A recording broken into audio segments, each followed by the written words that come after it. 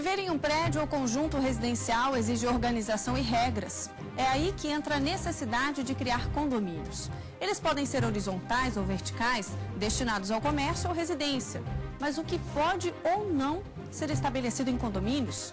No Repórter Justiça desta semana, você vai saber quais são as normas de criação dessas estruturas. No Brasil, existe uma legislação específica sobre o assunto. O tema também é tratado no Código Civil. Casas baixas e assim, todas juntinhas, tão parecidas que dão a impressão de terem sido feitas por encomenda. Esse modelo de habitação no Brasil hoje praticamente só é visto nas pequenas cidades. Nas metrópoles o cenário é outro, prédios por toda parte. Projetar para o alto significou garantir mais moradias sem perder espaço. Uma estrutura que com o passar do tempo ganhou o nome de condomínio. O condomínio é a copropriedade de algum bem por mais de uma pessoa. Ou seja, pode ser desde um edifício onde tenha várias unidades residenciais ou comerciais, ou um condomínio horizontal que tenha diversas casas, ou ainda uma copropriedade em um imóvel sem nenhum tipo de construção, por exemplo, um lote que esteja em nome de várias pessoas, 2, 3, ou uma fazenda. No Brasil, a ideia de condomínios residenciais e até comerciais começou a expandir na década de 70, primeiro em cidades como Rio de Janeiro e São Paulo. Apesar de ser completamente diferente, porque são empreendimentos privados, né, mas eles vão ter uma grande influência do modelo urbanístico das superquadras de Brasília, por exemplo. Né? Então, quer dizer, a superquadra, a grande diferença é que a quadra é aberta. Né? O condomínio é fechado, mas o tipo de ambiente urbano que se encontra dentro de uma superquadra e dentro de um condomínio é muito parecido. Alguns prédios chegam a ter dezenas de andares para aglomerar uma maior quantidade de pessoas. No caso dos residenciais, o mercado tem inovado e oferecido muito mais do que sala, cozinha e quartos. E aí o conceito é outro. O condomínio é mais do que moradia. É um espaço que inclui também o lazer. Viver num condomínio horizontal, onde tem uma qualidade de vida específica, onde você pode estar perto da grande cidade, mas ter uma vida de cidade pequena. Né? Quer dizer, tem uma série de argumentos nesse sentido. É uma forma, às vezes, de tentar controlar quem são os vizinhos, né? Evitar surpresas, né? De estar vivendo com pessoas, digamos assim, de classes sociais diferentes. Verticais ou horizontais, destinados a residências ou ao comércio, não importa. As regras para condomínios no Brasil são únicas. Estão na mesma legislação. A Lei 4.591 de 1964. O novo Código Civil de 2002 também traz alguns artigos sobre o assunto. São normas que definem, por exemplo, como deve ser a divisão das unidades imobiliárias, o que deve ser propriedade exclusiva de quem compra o imóvel e o que deve ser de uso comum dos donos. Estabelece ainda os direitos e deveres dos condôminos e tudo o que se refere à administração do prédio. Um condomínio pode ser comparado a uma empresa, mas nesse caso sem fins lucrativos. Olha só, em primeiro lugar deve ter o CNPJ, Cadastro Nacional de Pessoa Jurídica, para realmente existir. Além disso, é necessário que os proprietários se reúnam e elaborem a convenção e o regimento interno do prédio, tudo registrado em cartório. Esses documentos devem trazer todas as regras que não constam na lei, bem específicas a serem cumpridas por todos para garantir a boa convivência. Por exemplo, você pode, num regimento, estipular se é permitido a presença de animais nos apartamentos, a criação de animais de pequeno porte ou de grande porte. Você pode estipular o uso das áreas comuns, das piscinas, mas todas as regras que você queira tratar, que não estão previstas em lei, que não são ilegais, você pode colocar na convenção e no regimento. A lei estabelece que o condomínio pode ser instituído, inclusive, enquanto o prédio estiver em construção, antes mesmo de todas as unidades serem vendidas. Não é pré-requisito a expedição do habites para a constituição de um condomínio, conforme vem sendo reconhecido pela jurisprudência. Em Brasília nós temos um fenômeno muito grande dos condomínios irregulares que, não obstante não tenham habites, ou seja, sejam construções irregulares, há condomínio regularmente constituído. Maria Aldênia tenta se adaptar à vida em um condomínio. Ela morou durante anos numa casa. Recentemente decidiu morar neste apartamento em Taguatinga, aproximadamente 20 quilômetros de Brasília. Foi pela questão da segurança, é mais seguro. Casa, assim, durante o período que a gente morou, a gente não tinha muita confiança. Se você for viajar, você tem que deixar alguém em casa. E apartamento, não, a gente pode viajar, vai ficar tranquilo. Se chegar, tá tudo ok. Por um lado, Maria se sente mais segura neste prédio. Por outro, sabe que, de certa forma, perdeu parte da liberdade ao decidir dividir o espaço com pessoas estranhas. Mas aqui já é bem diferente. Aqui até a questão do salto incomoda. Chegou depois das 10, tá com salto, barulhento, tem que tirar, sair, fazer o mínimo possível de barulho. Todos os lugares a gente tem que cumprir regras, né? No próximo bloco, a gente mostra o trabalho dos síndicos, as obrigações de quem é eleito pela comunidade para administrar um prédio ou condomínio. A gente volta já.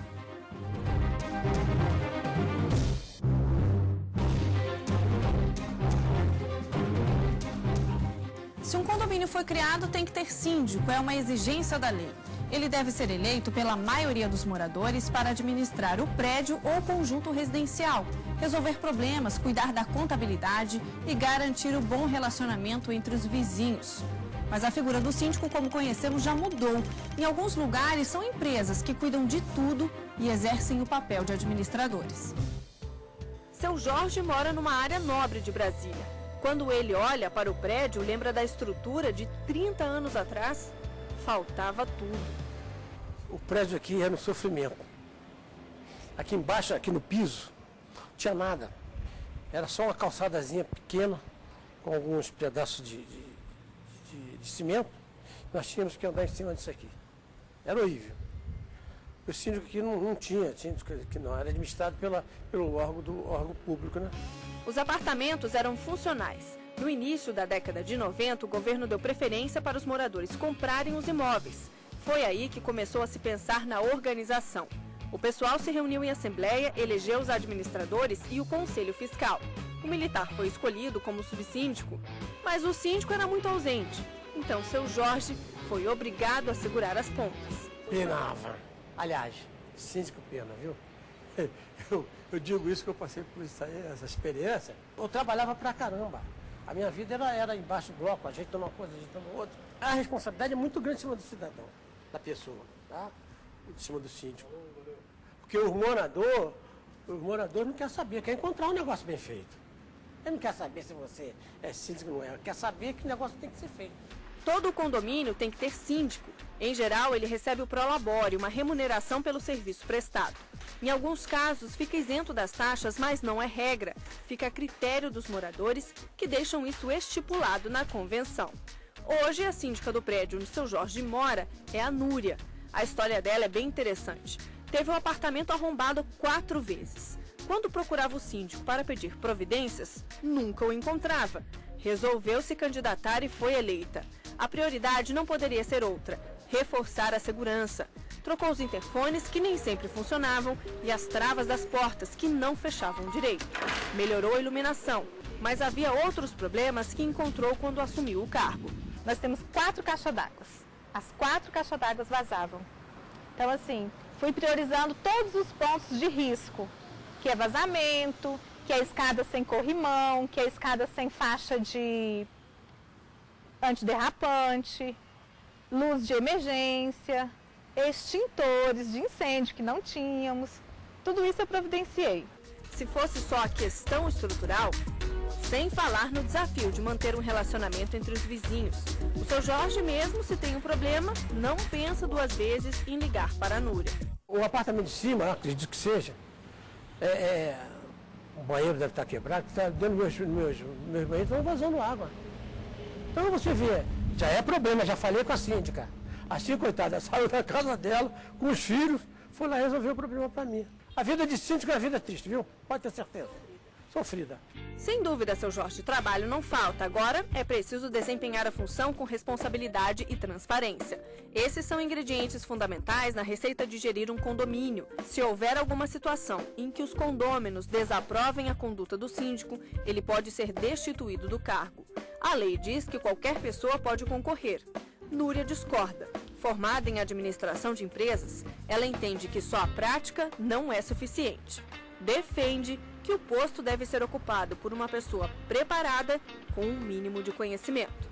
O síndico ele deveria, no mínimo, ter alguns conhecimentos de administração, como balancete, entender e interpretar a convenção, porque é uma convenção, é uma lei que você tem que cumprir, entendeu? Então, assim, dá para entrar sem saber nada? Dá, mas só que, como você vai administrar se você não sabe olhar um balancete? Não é só ir ali, pagar e pronto, entendeu? Nesta faculdade em Brasília foi criado um curso específico para formar síndicos. Ou melhor, o nome do profissional é gestor de condomínios. Essa figura não pode mais ser uma figura apenas decorativa. É uma figura que interage, porque se ela for apenas decorativa ou de horas vagas, ou uma pessoa que não tem a condição profissional de exercer aquele cargo, vamos dizer, aquilo que lhe foi imputado, o que ocorre? Isso vai trazer prejuízos. Prejuízos não só financeiros, mas também em termos de segurança, as pessoas vão correr riscos. Precisa-se gestores, pessoas qualificadas, que entendam o que elas estão fazendo. São 2 anos de aula, tempo para adquirir conhecimentos em 5 áreas: administração, contabilidade, direito, psicologia e engenharia. Ela precisa entender dos projetos de segurança, de combate a incêndio, os projetos de SPDA, de Sistema de Proteção de Descargas Elétricas, gás, rachaduras, fissuras, para manter, vamos dizer assim, o próprio padrão do imóvel, para que não desvalorize. Então, ela tem que ter conhecimentos em engenharia. Quem conclui o curso pode trabalhar em empresas como essa. Nela funciona um departamento de gestão condominial. Os moradores escolhem o profissional que vai ficar à disposição do prédio e resolver os pepinos a qualquer hora. Sistema de plantão. Telefona, olha, do condomínio tal, vocês são síndico aqui, um cano estourou. Não tem problema, a gente organiza, manda o pessoal para consertar, já vê a pessoa responsável que vai lá para resolver a questão. Sabe aquela conversa do jogo do xadrez? Quem está fora do tabuleiro vê melhor o jogo? Então, se você está ali dentro todo dia, você tem aquela relação com o seu vizinho e, que é teu amigo e que você acaba perdendo lá um dia se você vira síndico, porque tem um problema de inadimplência, ou tem um problema de vazamento, ou mesmo de comportamento. E se você tem um síndico profissional, você preserva essa relação, com a sua vizinhança, e você tem de quem cobrar. Não é como um todo. O condomínio vem da empresa e diz, olha, isso não ficou bom, isso ficou bom, nós queremos assim. E para a empresa fica bom fazer esse trabalho e para o condomínio fica mais prático receber esse serviço. Mas e se ficar decidido que um morador vai ser o síndico e que a contabilidade ficará por conta da empresa? Também pode.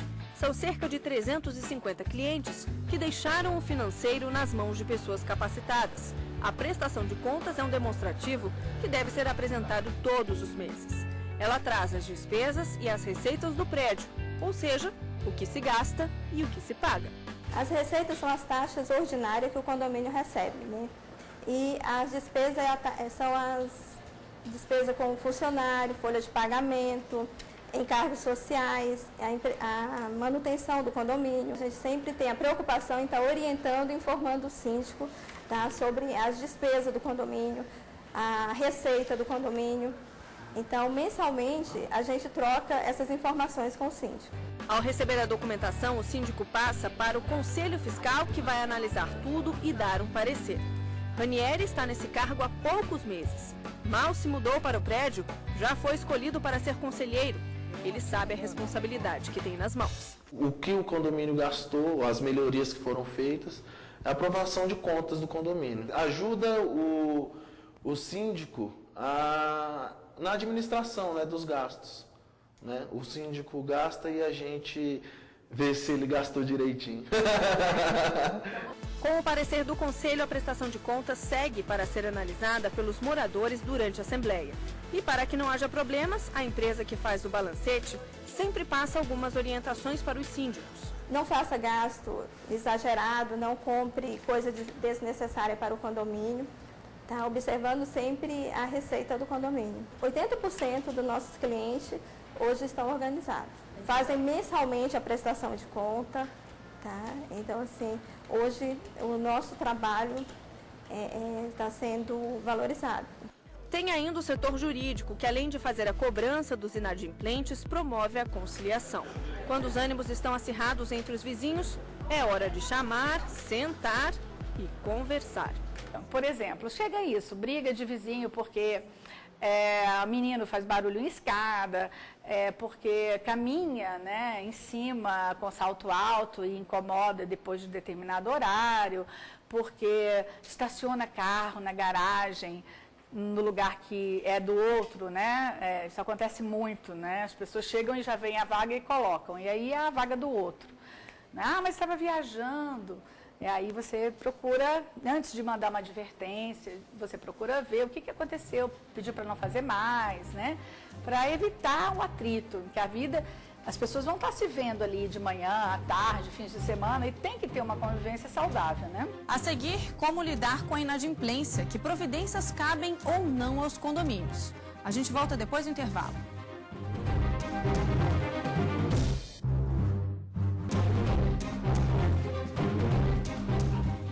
Quem mora num condomínio tem que preparar o bolso todos os meses para pagar as taxas. Elas são a divisão das despesas. Algumas fixas, outras cobradas, sempre que se decide fazer uma obra, por exemplo.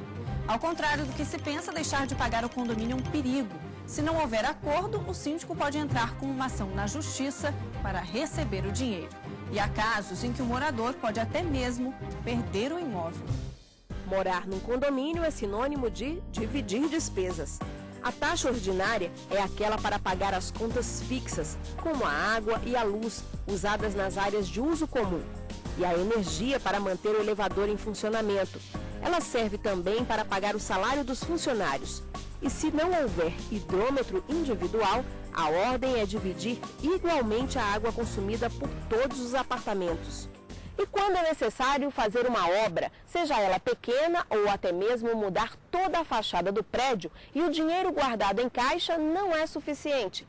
Aí é a hora de realizar uma assembleia, discutir o assunto e definir a cobrança ou não da taxa extra. Normalmente não há como fugir e a arrecadação, além do que estava previsto, tem que começar a constar no orçamento. E quando o morador não pode pagar o condomínio ou a taxa extra? O melhor é tentar fazer um acordo com o síndico. Há 14 anos, Nilson está nessa função. Quando os condôminos atrasam, ele tenta negociar. Mas se o morador não cumpre o que prometeu... Já teve muitas ações na justiça. Eu já botei muita gente na justiça por causa de condomínio atrasado. O síndico ele tem a obrigação, ele tem o dever de cobrar as taxas ordinárias e extraordinárias de todos os condôminos. Essa cobrança, obviamente, num primeiro momento, ela é uma cobrança amigável, extrajudicial, e, não se alcançando o êxito, tem que se fazer a cobrança judicial. Porque quando um condômino falta com o seu compromisso, quando um condômino se torna inadimplente, todo o resto dos condôminos acabam sendo onerados com essa inadimplência, ou seja, que ele deixou de pagar, normalmente rateado entre os demais condôminos. O prejuízo pode ser maior do que se imagina. Dívida de condomínio pode resultar na penhora do imóvel. Na empresa em que Elizabeth presta assessoria jurídica, casos como esse são comuns. Se entra na justiça e não é feito um acordo, ou é feito um acordo, mas a pessoa não consegue honrar, o que acontece é que o imóvel vai a leilão. Porque a única dívida, né, que o imóvel é garantidor da dívida, que não tem essa coisa de bem de família, de eu sou velhinho, eu sou novinha, sabe? Não tem. É razão para a perda do imóvel. Há um processo, lógico, as fases do processo dão oportunidades às pessoas a fazerem acordos e deixarem de ser inadimplentes, mas se as pessoas persistirem na inadimplência, certamente a penhora do imóvel será pedida e o imóvel vai a leilão, para honrar aquela dívida. O condomínio era ideal, Longe do barulho, muito verde por perto, a casa foi construída do jeito que a família queria. Mas por causa da inadimplência, essa empresária corre o risco de perder o imóvel. Começou em 2006. A doença do marido mexeu no orçamento. Eles gastaram mais do que podiam e não sobrou para pagar o condomínio durante meses. Fez um acordo, mas não conseguiu cumprir. Em setembro do ano passado, um oficial de justiça bateu à porta dela e entregou uma intimação. Disse que a casa poderia ser leiloada. Eu não entendi, porque se era para leiloar a casa valendo 4 mil, ele poderia levar uma televisão, poderia levar qualquer coisa, menos a casa. Então, é uma dívida muito pouca. Ele viu a gente chorando tanto que o próprio oficial ajudou. Ele pediu para ter calma, tudinho, sentar-se, me deu um prazo. Isso foi no sábado, ele disse, eu volto aqui na terça-feira para ver o que a senhora conversou com o condomínio. Aí ele realmente voltou na terça-feira, eu falei que tinha pago essa dívida e que iria sentar com o pessoal para negociar. Ela conta que a negociação foi complicada. O síndico disse que só faria acordo após o pagamento de R$4 mil na hora. O medo de perder um único imóvel obrigou a moradora a conseguir, num prazo de 48 horas, um empréstimo para dar a entrada. O que a deixa mais revoltada é que o valor das 13 parcelas de quase R$600 ficou do jeito que o condomínio queria e não da maneira que ela pode pagar. Quando eu cheguei lá para sentar, aí ele já tinha mandado eles já tinham determinado o valor que eu tinha que pagar. Ninguém me perguntou, não, olha, isso aí fica bem dentro do seu orçamento? A senhora pode pagar? R$600 não era bom para você? Não. Não pode acontecer mais nada. Se chegar dia 30 não for pago quanto o acordo é todo suspenso. A situação resultou em desgosto. O prazer de ter comprado a casa tão sonhada já não faz tão bem à família. Eu espero pagar essa dívida, tá? Terminar essa dívida, tudo, do condomínio. E vender a casa depois de tudo, porque ficou foi muita lembrança ruim depois de tudo. Vou sair, vou comprar uma casa que eu não preciso mais do condomínio. Nilson cobra, mas sempre busca estar de acordo com a lei. Ele bem sabe que se extrapolar nas competências pode ter que responder na justiça. E isso aconteceu com ele. Eu acabei ganhando danos morais, né? Mas o que aconteceu? A pessoa entrou com... A pessoa achou, né, que dentro da Assembleia eu prejudiquei ela, porque em nome dela e acabou entrando na justiça. Foi uma decisão de reunião mesmo, entendeu? Aí aconteceu a pessoa achar que deveria ter o dano moral porque o nome foi citado na reunião. Ela se sentiu prejudicada. Se sentiu prejudicada, aí teve aí nessa ação meu advogado fez uma reconversão e eu ganhei um danos morais de 8.600 em 2006. Situações delicadas como essa não são privilégio de Nilson. Quem assume a administração do prédio está sujeito a tomar decisões que podem não agradar a todos. Mas é aquela velha história, melhor prevenir do que remediar. Por isso, quanto mais informação, melhor. E foi isso que Nilson fez. Convidou dezenas de síndicos conhecidos para montar uma associação. A ideia deu certo. Desde 2004, eles se reúnem uma vez por ano. É uma troca de experiência. Porque tem tantas coisas que a lei diz que pode, mas na verdade quando chega na prática é diferente. Cada um vai contando as suas mazelas dentro do condomínio. E aí a gente vai ouvindo. Aí depois, quando acaba a apresentação, aí o advogado vai orientando, olha, cuidado com isso, cuidado com aquilo. Esclarecer. Missão também do Sindicondomínio, Sindicato dos Condomínios do Distrito Federal. E com um detalhe, os profissionais buscam tirar as dúvidas não só dos síndicos, mas também dos moradores. O nosso sindicato é um sindicato voltado mesmo para um trabalho de ensinamento, de conscientização, de atendimento à categoria de condomínio, não só ao síndico que representa os condôminos, mas o condômino em si. Ele pode vir trazer o seu problema do condomínio, nós ensinamos, nós orientamos com base na lei do condomínio, na convenção e no regimento interno, porque hoje, se a sociedade não trabalhar em cima das suas regras já existentes, não há organização viável. A gente fica por aqui, participe do Repórter Justiça com as suas sugestões. Nosso endereço é repórter.justiça@stf.jus.br. A gente se encontra na próxima semana. Até lá!